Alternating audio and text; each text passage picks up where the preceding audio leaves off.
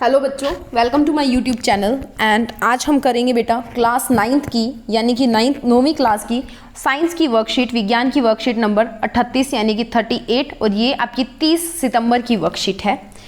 सबसे पहले आज हम यहाँ पे करने वाले हैं बल तथा गति के नियम। ठीक है, बल की बात हम आज करेंगे, फोर्स की बात हम करेंगे। तो जिज्ञासा दीदी, मैंने देखा है कि जब मैं खिलौने को खींचता हूँ या धक्का देता हूँ तो यह चलने लगता है। क्या हम किसी भी वस्तु को चलाने के लिए बल लगाना ही पड़ता है? तो हाँ ज्ञानी, बल्कि किसी भी वस्तु को चलाने, रोकने, जरूरी नहीं है चलाने के लिए, रोकने के लिए भी बल लगाना पड़ता है। उसकी दिशा को बदलने के लिए भी बल लगाना पड़ता है। ठीक है, उसके आकार को बदलने के लिए भी बल जो है वो लगाना पड़ता है। जैसे कि रबड़ बैंड को खींचते हैं, आप अपने हाथ में रबड़ बैंड लो, उसको खींच के देखो, उसका आकार बदल जाएगा। ठीक है, वैसे ही ट्रॉली को धकेलना, जैसे यहाँ पे दो लोग हैं वो फ्रिज को धकेल रहे हैं। ठीक है, कार को ब्रेक लगाकर रोकते हैं, आटा जो गूंथते हैं उसके अंदर भी जो है वो बल का प्रयोग करना पड़ता है। लेकिन कई बार वस्तु पर बल लगाने पर भी कोई उसकी गति नहीं होती है। यदि दो व्यक्ति एक भारी मेज पिंड को विपरीत तरफ से धक्का लगा रहे हैं, जैसे ये देखो यहाँ पे ये लगा रहे हैं, ठीक है, दोनों क्या कर रहे हैं, एक जैसा 100 न्यूटन का फोर्स लगा रहे हैं। यहाँ पे देखो फोर्स और जो बल होता है उसको न्यूटन में लिखा जाता है। ठीक है, न्यूटन एक साइंटिस्ट जो थे उनके नाम पे जो यूनिट है वो बनी है इनकी इकाई। तो ये भी 100 यूनिट लगा रहा है, ये भी 100 यूनिट लगा रहा है, तो ये चीज नहीं हिलेगी जब तक दोनों साइड का, दोनों दिशाओं का बल एक दूसरे को संतुलित करके रखेगा, तब तक वो वस्तु नहीं हिलेगी। मान लो इसका जो बल है वो 150 न्यूटन हो जाता है, तब ये फ्रिज जो है वो हिल जाएगा। वैसे ही रस्साकसी की जो गेम होती है उसके अंदर होता है। अब देखो दोनों साइड क्या है, 3-3 है। ठीक है, एक जैसा बल लगा रहे हैं 300 न्यूटन का, तो नहीं हिलेगा। पर अब देखो क्या हुआ कि उन्होंने दूसरे केस में दिया कि इसका 200 न्यूटन हो गया और इसका 100 न्यूटन ही है, तो अब इसने एरो दिखाई है कि फ्रिज इधर चलना शुरू हो गया। अब दूसरा यहाँ पे देखो कि इसने बोला कि इधर 400 न्यूटन हो गया, ये वाले जो बच्चे हैं ना, इस साइड 400 न्यूटन हो गया, तो रस्सा जो है वो इधर की तरफ चला जाएगा। तो जब तक आपका बल संतुलित रहता है तब तक आपकी वस्तु नहीं हिलती है। जब उस बल को असंतुलित कर दिया जाता है, संतुलित होने का मतलब जब दोनों दिशाओं से बराबर बल लगता है। ठीक है, जब एक ही दिशा का, जिस दिशा का बल बढ़ गया उस दिशा में वो चलनी शुरू हो जाएगी। ठीक है, तो उसके बाद देखिए उसमें कोई गति नहीं होती। यदि दो व्यक्ति एक भारी मेज या पिंड को विपरीत तरफ से धक्का दें या रस्साकसी के खेल में मैदान में खिलाड़ी एक जैसा बल लगाएं तो मेज या रस्सी बिल्कुल नहीं हिलती। जब दोनों व्यक्ति या टीम विपरीत तरफ से बराबर बल लगाते हैं तो उनके बल आपस में खत्म होकर कुल बल जो है वो शून्य हो जाता है, जिसको क्या कहते हैं, संतुलित बल। मेज या रस्सी तभी हिलती है जब दोनों व्यक्तियों या जो व्यक्ति या खिलाड़ी एक ही दिशा में बल लगाएं या एक तरफ का बल दूसरी तरफ के बल से ज्यादा हो, यानी कि बल में क्या आ जाए, असंतुलन आ जाए। जब असंतुलित हो जाता है, एक का ज्यादा हो जाता है, एक का कम हो जाता है, तब वस्तु ज्यादा बल वाली दिशा में हिलने लगती है। ऐसे बल को असंतुलित बल जो है कहा जाता है। ठीक है, उसके बाद में देखो कोई भी बल अकेला नहीं होता। जब बल लगता है ना तो दो तरह से लगता है, हमेशा अकेला नहीं होता। एक सिक्के के दो पहलू होते हैं, तो बल के भी हमारे पास यहाँ पे दो टाइप्स है, हमेशा ये जोड़े में होता है।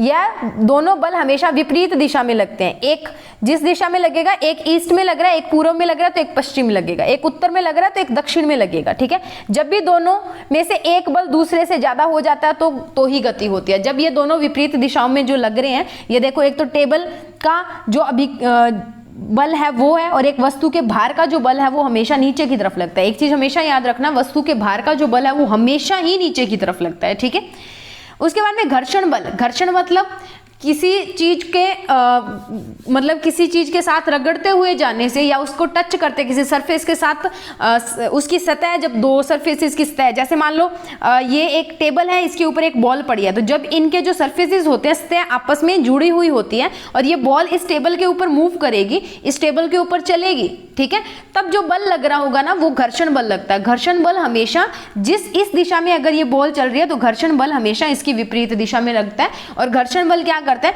किसी भी वस्तु जो चल रही है उसको रोकने का काम करता है। ठीक है, मान लो आपने कोई जो बॉल है वो फर्श के ऊपर फेंक के छोड़ दी है, तो वो थोड़ी देर बाद में अपने आप कैसे रुक जाती है, उसके ऊपर घर्षण बल लगता है, उसके कारण रुक जाती है। ठीक है, जब तक एक वस्तु पर लगाए जाने वाला बल उसके घर्षण बल से अधिक होकर उसे असंतुलित नहीं करेगा, तब तक वस्तु नहीं हिलेगी। क्या होता है कि जब भी आपने किसी वस्तु को हिलाना है तो आपको घर्षण, उसका जो घर्षण बल है उससे ज्यादा का जो बल है वो लगाना पड़ेगा, तभी वो वस्तु चलेगी। अगर आप वो नहीं लगाओगे तब तक वो नहीं चलेगी। किसी भी पिंड पर लगने वाला असंतुलित बल उसे गति प्रदान जो है करता है। ठीक है, उसके बाद में बेटा बात कर लेते हैं क्वेश्चंस की। 5 क्वेश्चंस हैं, तो 1 बाय 1 जो है हम इनको डिस्कस कर लेते हैं।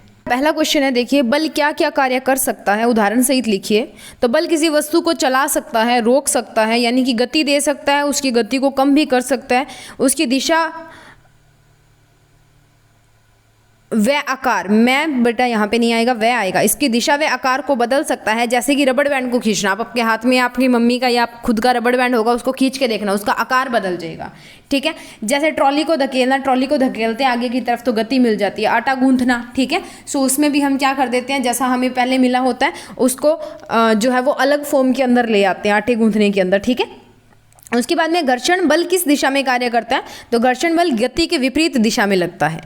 तीसरा क्वेश्चन है, क्या किसी वस्तु को गति देने के लिए बल लगाना जरूरी है, सोचकर अपने विचार लिखिए। हाँ, किसी वस्तु को गति देने के लिए बल लगाना जरूरी है, क्योंकि बल किसी वस्तु की स्थिति को बदल सकता है, यानी कि उसको गति दे सकता है, और अगर वो गति में है तो उसको रोक भी सकता है, ठीक है। उसके बाद में है क्वेश्चन नंबर 4, फर्श पर लुढ़काई गई गेंद और कारपेट पर लुढ़काई गई गेंद, एक गेंद में से कौन सी गेंद पहले रुकेगी और क्यों। तो कारपेट, जिसको गलीचा बोलते हैं, गलीचे पर लुढ़काई गई गेंद पहले रुक जाएगी, क्योंकि फर्श के मुकाबले गलीचे पर घर्षण बल जो है वो अधिक है। बेटा गलीचा जो होता है ना वो थोड़ा सा रफ होता है, फर्श क्या होता है, स्मूथ होता है, तो वो चलती जाएगी।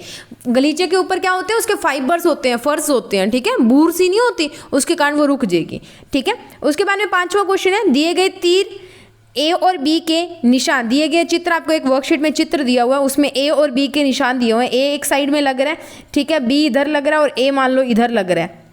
तो ये क्या दर्शा रहे हैं, तो पहला है कि तीर ए वस्तु को आगे धकेलने के लिए लगाए गए बल को दर्शा रहा है, क्योंकि वो उसको आगे धकेलने की कोशिश कर रहे हैं, और तीर बी जो है वो घर्षण बल को दर्शाता है, जो कि वस्तु की गति के विपरीत दिशा में लग रहा है, ठीक है। सो ये हो गए हमारे आज के क्वेश्चन। तो 4th और 5th क्वेश्चन है बेटा, ये 3rd, 4th और 5th क्वेश्चन आपको दिख रहा है।